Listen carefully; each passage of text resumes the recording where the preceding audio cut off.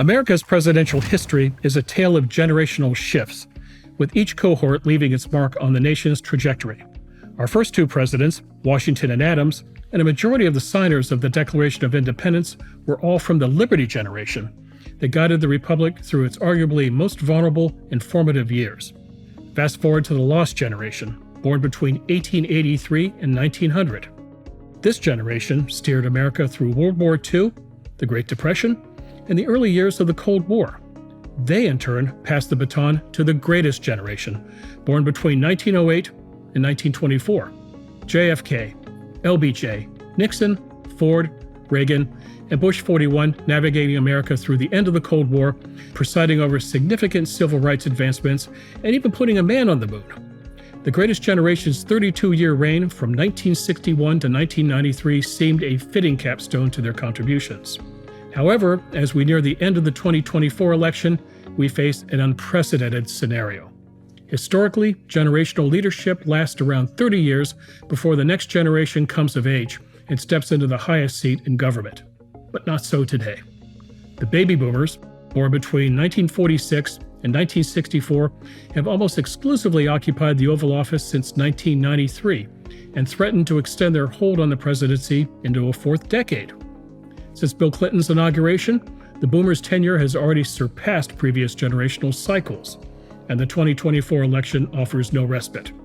Both major candidates are boomers, ensuring this generation's grip on power will extend for at least another 4 years. The extended boomer dominance in the White House raises critical questions about generational accountability, as well as the present and future challenges facing our nation. For it's under the boomers' leadership that several concerning trends have emerged or worsened, putting America in a precarious position. First, and perhaps most concerning and consequential, is our mounting national debt. Neil Ferguson, a historian and Hoover Senior Fellow, has authored what he calls Ferguson's Law, that any great power which spends more on interest payments towards the national debt than it does on defense will not stay great for very long. The Habsburg monarchy, the Ottoman Empire, even the British Empire all suffered this fate. Under the boomers' reign, the national debt has ballooned from $4 trillion in 1993 to $35 trillion in 2024 and growing. Ferguson's Law will be put to the test this year as the Congressional Budget Office has stated that debt interest will be 3.1% of America's GDP and defense spending only 3.0%. Then there's entitlement reform. Longer life expectancy, higher healthcare costs, and lack of political will to reform entitlement programs have made Social Security, Medicare, and Medicaid unsustainable for future generations and looking at bankruptcy unless elected leaders stop playing political football. Lastly, the United States under the boomer generation has decidedly mixed foreign policy results.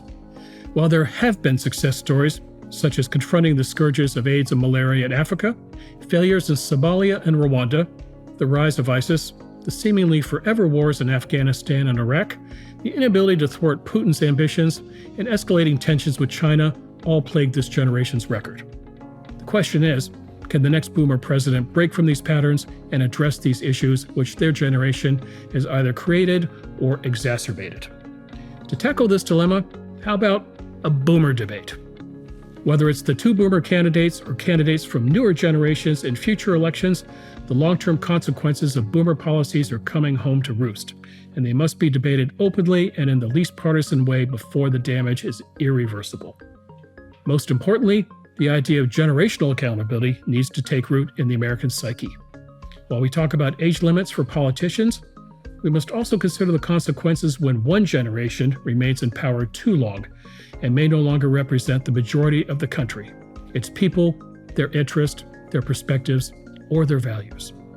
It is imperative that Americans demand more from their boomer candidates to ensure that the extended boomer presidency becomes a period of reflection and correction, not delegation and procrastination. The next president, regardless of party, must commit to addressing the shortcomings of their generation's legacy in order to chart a course towards a more fiscally responsible, globally engaged, and enduring America. Okay, boomers,